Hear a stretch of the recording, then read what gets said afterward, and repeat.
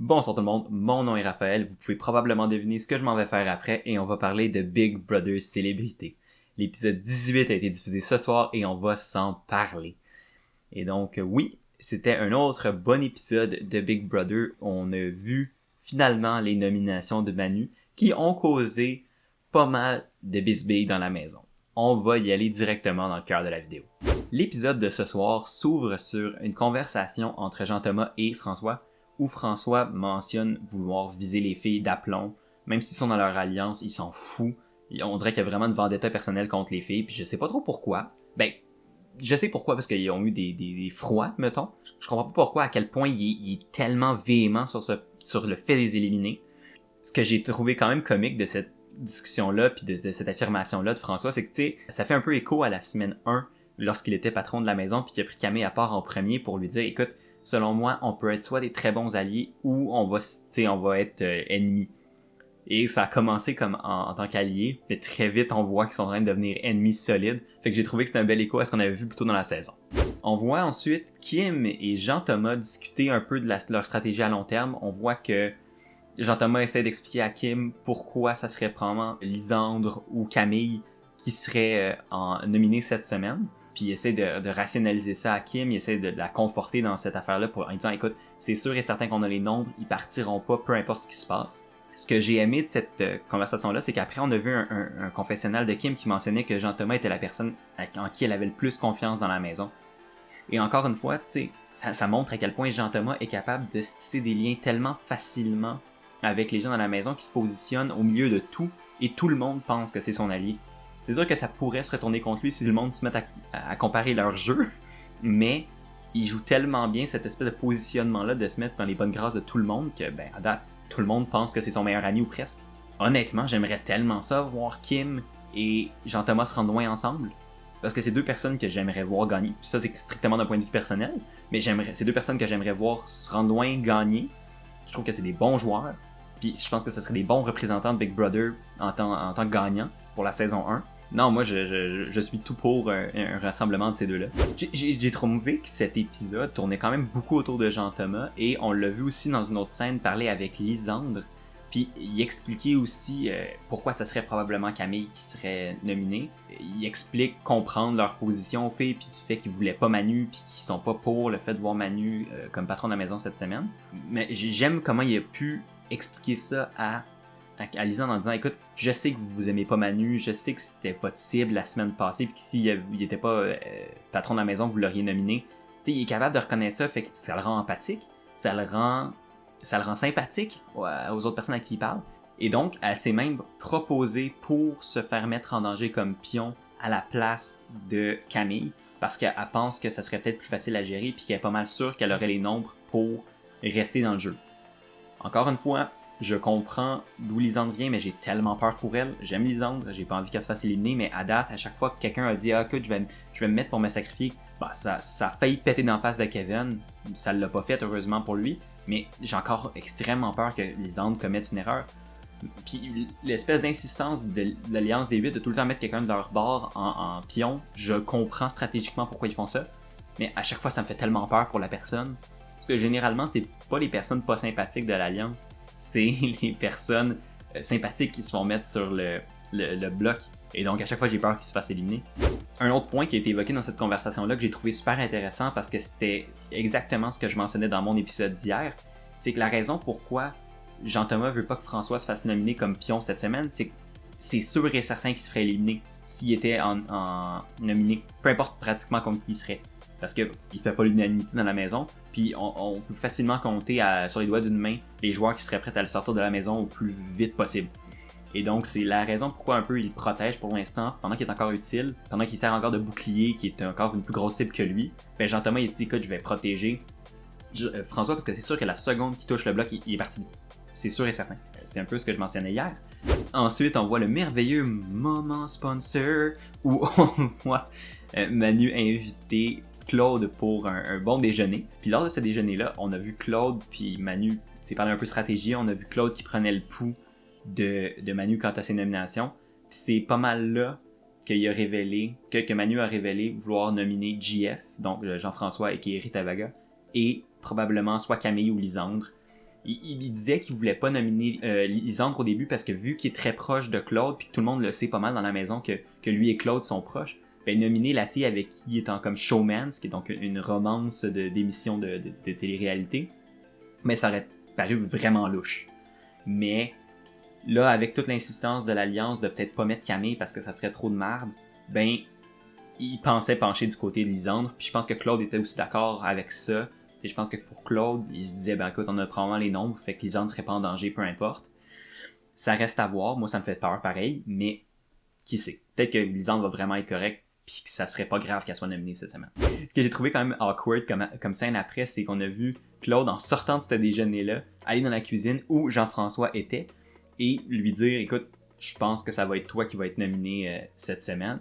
Et la seconde après, tu vois Emmanuel qui rentre dans la cuisine puis qui se met à jaser de tout et de rien. Ils devaient tellement filer petits dans leur bobette les deux, là, ils devaient comme on n'a rien dit, c'est tout est beau. Et directement après, Jean-François est allé voir Varda et je crois que c'était Camille qui était dehors, mais je suis pas sûr. Puis il leur a expliqué que c'était probablement lui qui allait être nominé cette semaine. Et t'as vu Varda juste comme pas croire pantoute que ça serait lui, tu sais comme pourquoi ça serait toi qui serais nominé, t'as aucun sens. Mais comme on l'a vu il y a 2 semaines, le sens ne s'applique pas à Emmanuel. En termes de jeu, en termes d'être humain, je doute pas que c'est un bon Jack, mais en termes de jeu, non. Il n'y a pas de sens. Faut pas en chercher. Et c'est là-dessus qu'on s'en va sur la cérémonie des nominations. Et donc, on voit Emmanuel mentionner qui vont être ses 2 cibles. Il mentionne vouloir que ces nominations de cette semaine sont basées sur l'aspect de combativité, parce qu'il trouve que les personnes qu'il va nominer ne sont pas assez combatifs pour leur survie dans la maison. Et donc, il va essayer de justifier ses nominations en disant cette excuse-là. Honnêtement, je trouve que c'est un petit peu tiré par les cheveux, notamment quand on voit qui il nomine. Et comme on l'a appris dans le déjeuner avec l'autre, c'est bel et bien Lisandre et Jean-François qui sont nominés. Donc, c'est pas surprenant pour nous, les téléspectateurs, parce qu'on l'a entendu. Mais pour les participants, c'était quand même assez un choc. Surtout parce que les gens pensaient pas que Jean-François serait une cible, et pensaient pas non plus que Lisandre le serait. Lisandre, évidemment, est au courant qu'elle est juste un pion, fait que ça la dérange pas trop. Mais par contre, Jean-François est quand même un peu surpris, quoique il se l'était fait dire par Claude. Mais l'affaire qui a vraiment choqué la maison, c'est les justifications qu'Emmanuel a données. On l'a vu pour les 2 personnes un petit peu dire, écoute, je trouve que vous vous battez pas assez, vous êtes pas assez dedans, on voit pas assez que vous voulez vraiment vous battre pour votre survie, prouver à la maison que vous méritez votre place. Et c'est ce commentaire-là qui a vraiment mal passé, parce que Jean-François et Lisandre, puis on l'a vu nous en tant que téléspectateurs, mais Jean-François et Lisandre sont énormément impliqués dans la game, mais juste pas dans la game physique. Ils ont pas gagné de compétition à date, mais Big Brother est beaucoup plus que les compétitions. Fait que c'est pour ça que après ça, Emmanuel s'est fait ramasser tous les bords, tous les côtés. T'as vu pas mal tout le monde dans la maison est en tabarnouche. Jean-François l'a pas pris, et je le comprends. Lisandre n'a pas pris la justification non plus, même si elle savait qu'elle allait être nominée. On a vu Kevin être extrêmement émotif par rapport à la nomination de Jean-François, puis avec le raisonnement donné. Alliance ou pas, il trouvait que c'était juste une raison pas bonne, c'est pas pertinent, c'est pas vrai. Moi, ça m'a frustré aussi, pour être ben honnête. Parce que tu peux dire à Jean-François, je t'ai nominé parce que t'es dangereux, t'es un excellent joueur et je veux te sortir. Fair game, c'est vrai.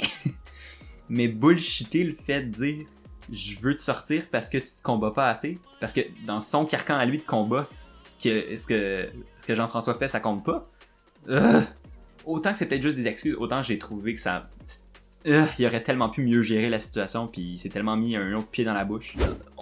On voit beaucoup de joueurs être extrêmement émotifs par rapport aux nominations de cette semaine. On voit Kevin être très touché par ça. Ce qui fait plaisir à Varda, ce qui fait plaisir à Maxime. Sa réaction était vraiment sincère. Je pense que Kevin apprécie vraiment JF et trouve que c'est une bonne personne et trouve qu'il mérite pas d'être nominé pour ces raisons-là. Surtout quand on sait l'implication de Jean-François dans la game.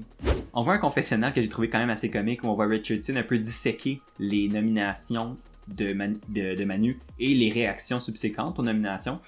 Puis il disait que le monde était tout fâché, puis que qu'Emmanuel semblait avoir fait des nominations pour pas frustrer personne. Il a pris les 2 côtés de la maison, puis il a fait combattez-vous. Sauf que la justification qu'il a donnée a fait en sorte que tout le monde s'est retourné contre Manu. Et il a mentionné Écoute, selon moi, les nominations de Manu sont justifiées par 3 choses potentielles. Soit il est en alliance, soit il est très mal conseillé, ou soit il fait n'importe quoi puis c'est pas ce qu'il fait. Et ça m'a fait rire parce que dans un sens, c'est un peu les 3. Il est en alliance, oui, et donc ses nominations sont un peu justifiées. T'sais, il justifie la nomination de Jean-François parce qu'il est pas dans son alliance, et celle de Lisandre parce qu'il est dans son alliance et qu'il veut la camoufler. Il est mal conseillé, il est conseillé par Jean-François puis Jean-Thomas qui se servent de lui comme pour faire leur sale boulot. Il est mal conseillé pour sa propre game dans un sens, parce que ça y pète dans la face. Mais pour les games de François et de Jean-Thomas, ça marche, parce que l'eau coule sur leur dos puis il n'y a pas de problème. Et la troisième raison, il fait n'importe quoi. C'est un peu vrai parce qu'on sait qu'Emmanuel est un joueur émotif qui va prendre des décisions sur ses valeurs, ses motivations, ses raisons à lui, qui sont pas nécessairement les plus logiques, mais qui sont les plus logiques pour lui ou qui viennent de son cœur et non des fois de sa tête stratégique. Et donc ça le rend imprévisible et donc ça fait ça donne quasiment l'impression qu'il fait n'importe quoi. Donc j'ai aimé l'analyse de Richardson parce que c'était un petit peu les 3 trucs. Puis ça a fait en sorte que toute la situation a pété dans la face de Manu. Et j'ai bien hâte de voir si ces nominations-là et tout ce speech autour de ça va se retourner contre Manu dans les prochaines semaines. J'ai l'impression que oui, honnêtement. Je pense que Manu, ou même si Manu se rend loin, je pense qu'il vient pas mal de tanker ses chances de se rendre loin / de gagner, honnêtement. Il gère mal les gens dans la maison. Puis une partie de Big Brother, c'est un peu ça, parce que les personnes que tu élimines, c'est les personnes qui vont voter pour toi à la fin, une fois que tu vas être au jury. Et donc, si tu te fais des ennemis de tout le monde, même si c'est involontaire, les chances qu'ils te donnent la victoire vont être beaucoup plus petites après. Quand tu compares la gestion de la maison de Manu qui est pourrie versus la gestion de la maison d'un Jean-François, d'un Jean-Thomas, tu comprends que tout le monde va vouloir donner l'argent à un Jean-Thomas puis un Jean-François si la saison s'arrêtait là. Mais personne ne voudrait donner la victoire et l'argent à Manu. Parce qu'il se met tout le monde à dos. Donc, c'est dommage pour lui.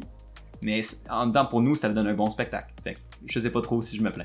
On retourne ensuite à Jean-Thomas pour 2 petites scènes. Une où il mentionne que c'est un joueur émotif, puis c'est sincère. Il a souvent les larmes aux yeux, il est pas à l'aise avec les nominations puis les gestes. Il trouve que la game de Big Brother est difficile, et elle l'est.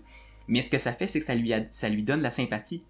Puis ça cache un peu le fait qu'il tire les ficelles, comme il dit lui-même. Et c'est vrai. Tu compares François et Jean-Thomas, comme je l'ai dit plusieurs fois, c'est la même game plus ou moins qu'ils jouent à date. Ils ont les mêmes décisions stratégiques plus ou moins, mais François il est haï puis personne ne le truste, et Jean-Thomas est aimé et tout le monde le truste. Mais c'est tout dans la manière dont ils font les choses. Et Jean-Thomas prouve encore une fois qu'il sait extrêmement bien ce qu'il fait. Même si c'est pas volontaire d'être émotif, c'est dans sa personnalité, c'est un bon gars, ça le rend sympathique, ça le rend empathique, et ça fait en sorte que le monde veut se rattacher à lui. Puis c'est pour ça qu'il est au centre de toutes les alliances de la maison à peu près. Puis tout le monde l'inclut dans toutes. Contrairement à ça, François, tout le monde voterait contre lui s'il était sur le bloc cette semaine. Aussi simple que ça. Et on voit la deuxième scène avec Jean-Thomas où on apprend que la sous-alliance entre lui et Kevin va toujours bien. Ils sont encore très proches. Je pense qu'ils veulent se rendre loin ensemble et ça pourrait se produire. On voit justement que cette alliance a maintenant un nom. Donc c'est les 3 mousquetaires -1. J'adore le nom. C'est weird, mais ça fit. C'est drôle. Et une autre affaire que j'ai adorée, et vraiment adorée, c'est qu'ils mentionnent qu'ils se servent de Manu et de François comme écran pour leur alliance à eux, parce que Manu et François sont beaucoup plus haïs. Et donc, pour au moins 2 semaines minimum, s'il y a quelqu'un de ce groupe-là qui va se faire éliminer, ou qui va se faire nominer, ça va être François et Manu, parce que le monde les aime pas. Tandis que Jean-Thomas et Kevin sont beaucoup plus couverts par le reste de leur relation dans la maison, par le reste du jeu, ce qui fait en sorte que, ils sont safe. Puis ils servent de cette diversion-là pour se protéger. Et je suis si heureux de voir du monde comprendre la game de Big Brother, la jouer comme du monde, puis être vraiment bon. Jean-Thomas est un excellent joueur de Big Brother. Kevin est un bon joueur de Big Brother, malgré le fait qu'il joue un petit peu de manière risquée. Kim est une bonne joueuse de Big Brother. Il y a vraiment des bons joueurs dans cette maison-là. Et j'aime tellement ça, de voir des célébrités qui sont venues pour jouer. Ça me fait capoter. Fait que, non, encore une fois, le principe de Kevin puis de Jean-Thomas qui se protège avec Manu puis François, oui, oui, oui, oui, oui, oui, oui, oui. Oui. Et donc, suite à mon exultation, l'épisode se termine sur la mission secrète de Richardson pour l'épisode d'aujourd'hui. Et donc, sa mission est de devoir demander à 3-4 personnes de la maison de montrer un programme de gym et de l'aider à s'entraîner sans que lui n'aie à faire aucun exercice physique pendant une demi-heure. Quand tu as demandé à une boxeuse professionnelle et probablement future championne du monde de devoir te montrer de la boxe et que tu dois la niaiser pendant une demi-heure straight, je comprends que Richardson, comme on l'a vu, filait un petit peu mal dans ses bobettes. Je le comprends à 100%. J'aurais tellement pas été à l'aise à sa place, puis le fait qu'il ait été capable de le faire malgré tout prouve qu'il est game d'embarquer dans les défis, puis il est willing. Et j'ai trouvé que c'était une belle petite scène cocasse qui a fait du bien, puis qui a comme permis d'alléger un peu l'épisode de la grosse stratégie qu'on avait vue à date, puis du fait que le monde était fru contre Manu et tout ça. Fait que ça a comme permis de bien finir l'épisode, de baisser un peu la tension, de faire rire. Et au final, il a réussi son défi et ils ont gagné un souper créole qu'il a pu cuisiner. Et je suis très jaloux de son souper parce que le griot, les pickles et tout ça, c'est excellent. Donc je suis très jaloux. Et c'était une belle petite scène pour finir l'épisode. Puis j'ai aimé que ça soit ça qui clôt plus ou moins l'épisode. Et donc c'est pas mal ce qui conclut l'épisode de ce soir. Moi je l'ai aimé. J'ai trouvé que c'est un bon épisode. On a vu beaucoup de stratégies. On a vu comment les joueurs se positionnaient par rapport à tout ça. Et on a vu les répercussions des nominations de Manu. Et je pense que c'est le genre de semaine où le veto va être ultra important parce que le monde ne sont pas contents avec les nominations. Et donc, tu as beaucoup de gens dans la maison qui vont se battre pour ce veto-là à 100% et qui donc, les chances que ce veto-là se fasse utiliser sont quand même assez grandes, ce qui va rendre la semaine beaucoup plus fun. Donc, ça reste à voir, mais honnêtement, j'ai confiance. Et donc, c'est ce qui va conclure l'épisode de ce soir. J'espère que vous l'avez aimé. Si vous l'avez aimé, n'hésitez pas à aimer, partager, commenter, c'est vraiment apprécié. Si vous voulez voir plus de contenu comme ça, vous pouvez vous abonner. On fait des vidéos du lundi au vendredi. Et si vous voulez la version audio de ces vidéos-là, on a le podcast. Tous les liens sont dans la description en bas. Et donc, c'est ce qui conclut. Passez une très belle soirée. Restez chez vous. Moi, je retourne à mon hockey. Et donc, à la prochaine.